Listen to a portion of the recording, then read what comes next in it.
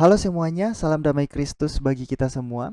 Sebelum kita lanjut videonya, saya mau ucapkan terima kasih untuk saudara-saudaraku yang sudah dengan setia mendukung channel ini. Tuhan Yesus memberkati. Dan untuk saudara-saudaraku yang masih mencari kebenaran, saya berdoa semoga kalian menemukan kebenaran yang sejati dan kebenaran itu dapat membebaskan kalian dari belenggu kebodohan.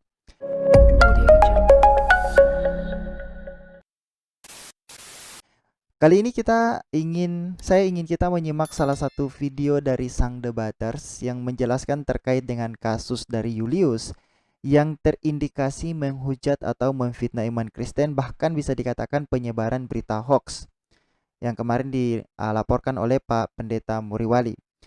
Kasus Julius ini, Valen dan kawan-kawannya mencoba membuat satu opini seolah-olah bahwa apa yang dikatakan Julius itu tidak ada salahnya.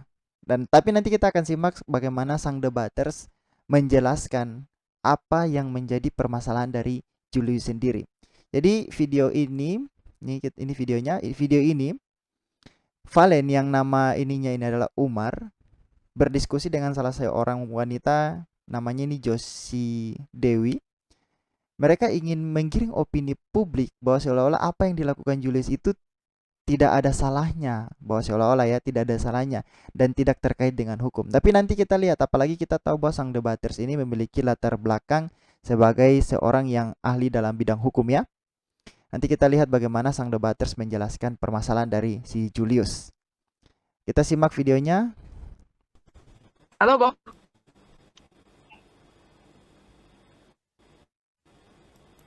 Halo Bunda Josie, biasa.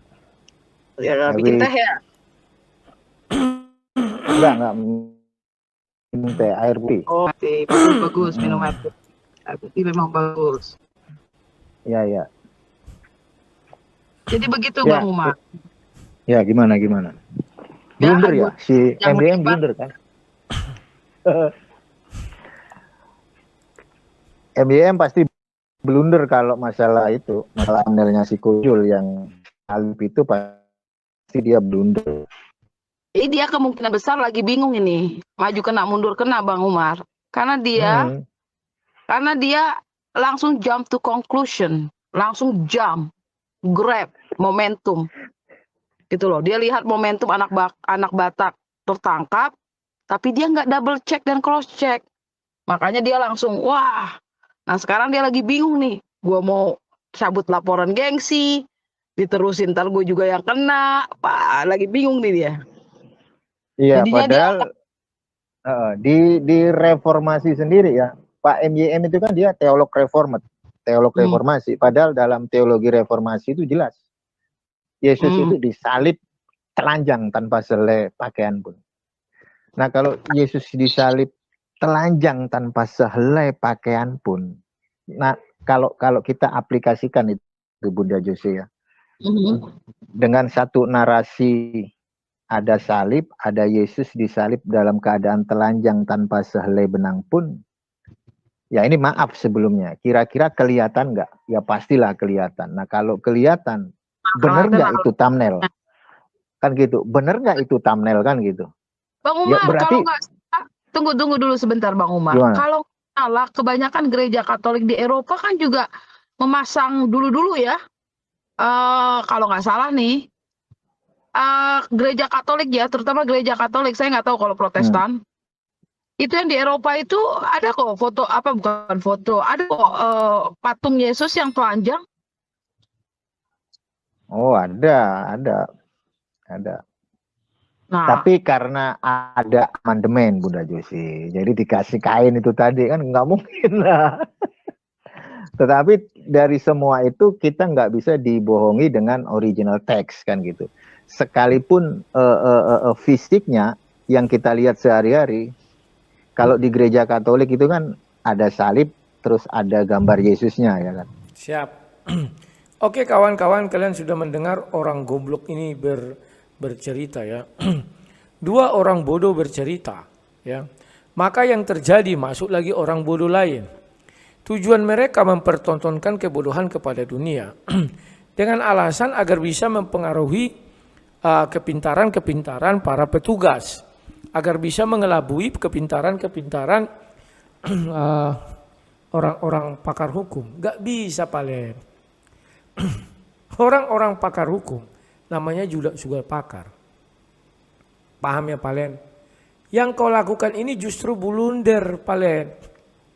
Kau mengatakan Yesus disalib telanjang. Kami gak permasalahkan itunya, goblok. Sekarang aku ulangi sekali lagi ya.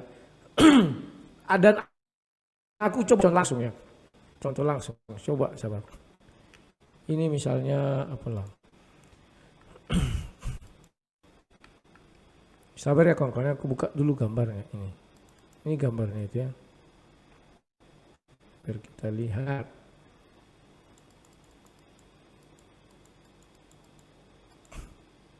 Nah, sekarang aku bukakan gambarnya sama kalian. Gini cara melihatnya Palen ya.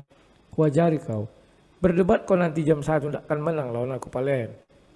Nah ini gambar yang dibuat si Julius. Si Palen hanya terpaku pada salib ini.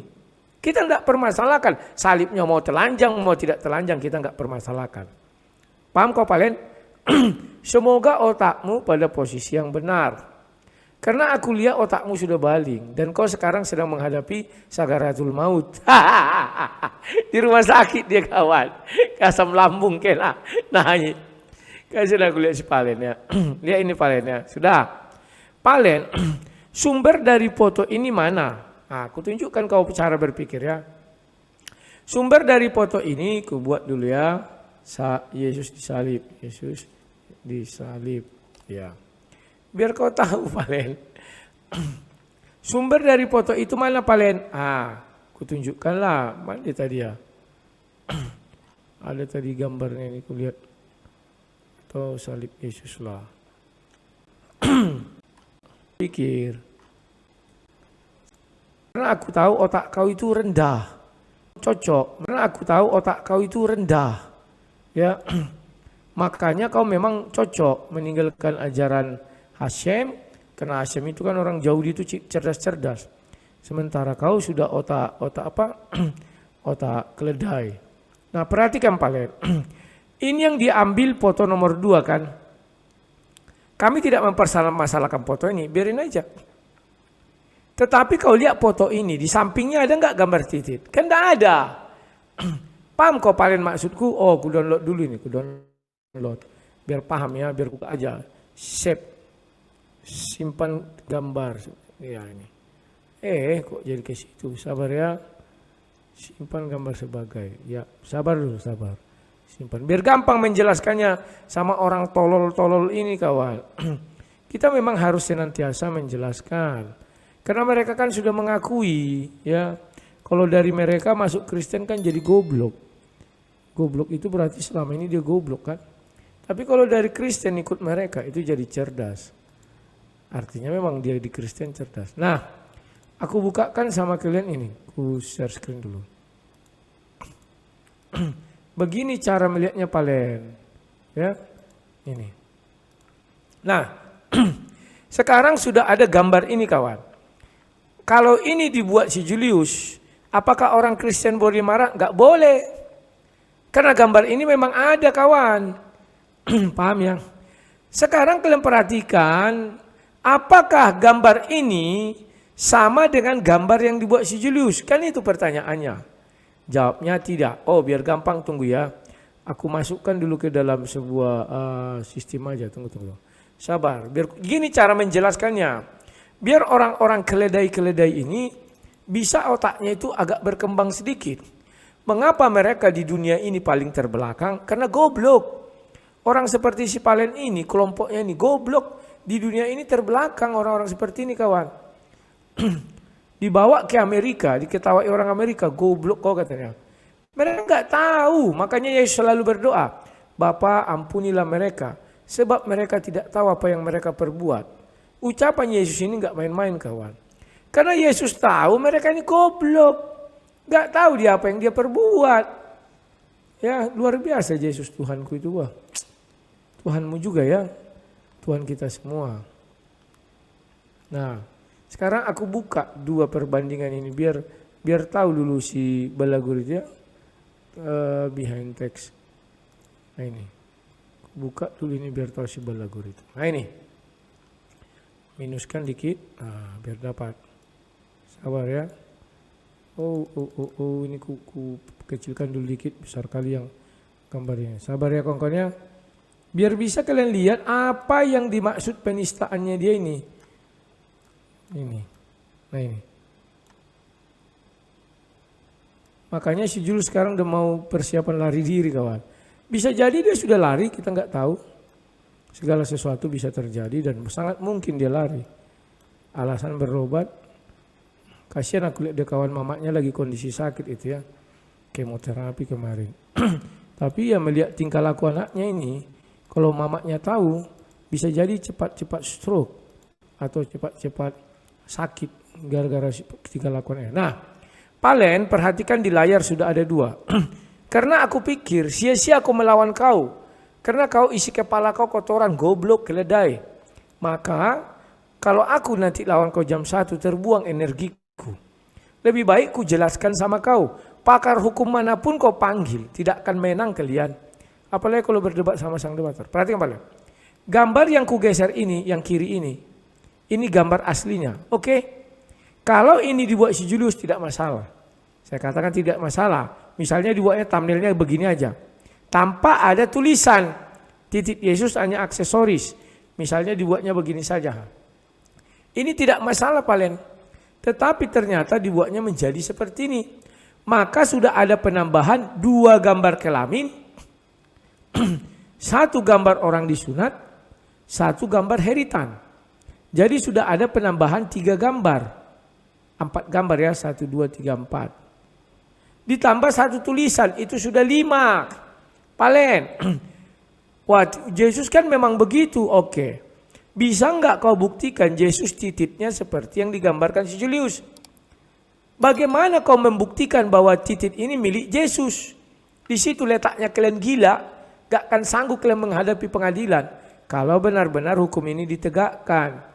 Dan ingat Palen, kalian mengaku Yesus itu Nabi Isa. Nabi Isa dihina, kalian diam. Kan lawak, Nabi Muhammad dihina. Kalian seperti kerasukan entah apa-apa, roh. Semangat. Kan unik Palen.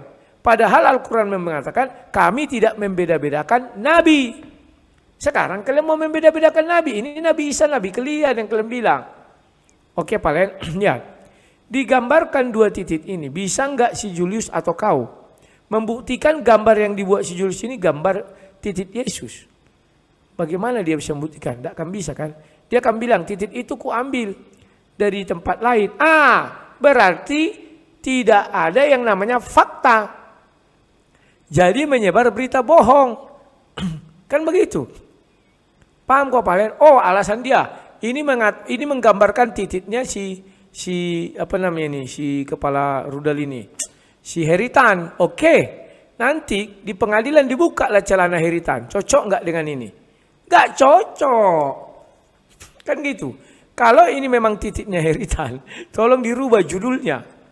Titik Yesus hanya aksesoris, tidak bisa bangkit berdiri. Jadi dia mau mengatakan titik itu yang 2 di atas ini. Dan dia beri nama itulah titik Yesus, bukan titik Heritan. Kalau dibilangnya titik Heritan, kita aman. Di samping ini dibuatnya gambar Yesus. Tidak masalah kawan. Paham kau Palen? Kalau ini tidak pernah kami permasalahkan ini. Wah Yesus kan telanjang. Yesus kan punya. Ya sudah. Tidak pernah kami permasalahkan ini. Sekarang yang jadi masalah ini. Paham kau Palen? Oke. Sekarang tahu nggak kau kasus Hollywood itu? Itu hanya ada tulisan Muhammad. Terus ada bir. Atau minuman keras. Ada tulisan Maria, ada minuman keras. Wajah tidak digambarkan, apa-apa enggak digambarkan, hanya tulisan. Kenapa orang itu bisa terjerat hukum? Kutanya dulu kau Palen. Paham kau Palen kan? Ya sama dengan ini. Kenapa ini bisa terjerat hukum? Karena si Julius memproduksi, membuat. Paham ya? Pornografi. Ini titik bukan titik anak kecil. Karena telurnya sudah besar. Dan titiknya sudah besar. Tinggal disentuh dikit, tegang panjang dia. Pahami dulu Palen letak permasalahannya. Biar kau jangan goblok. Aku kasihan melihat orang ini. Kalau gobloknya itu enggak ketolongan. Tapi selalu merasa dia paling pintar di dunia ini. Oten-oten, goblok-goblok ke depan, aduh. Di seluruh dunia, kalianlah manusia paling goblok. Aduh. India penyembah apa? Dewa-dewa.